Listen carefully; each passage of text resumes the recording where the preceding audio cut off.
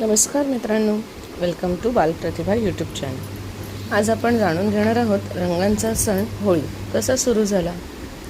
चला तर मग होळीचा इतिहास ऐकूया मजेदार गोष्टीतून।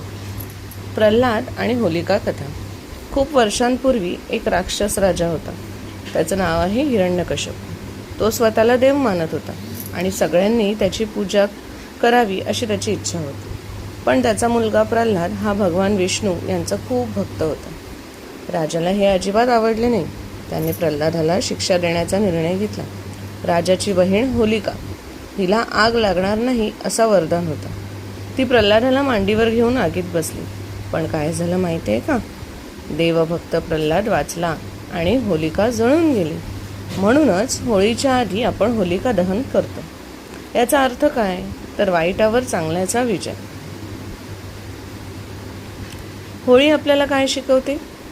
होळी आपल्याला चांगुलपणाचा विजय शिकवते, एकता आणि प्रेम शिकवते, आनंदानं जगणं शिकवते, सगळ्यांशी मैत्री करणं शिकवते। मित्रांनो, तुम्हाला होळीचा कोणता भाग जास्त आवडतो?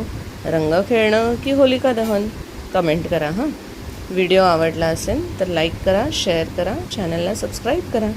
पुन्हा भेटूया बालप्रतिभावर नवीन ज्ञानासोबत। Happy Holy.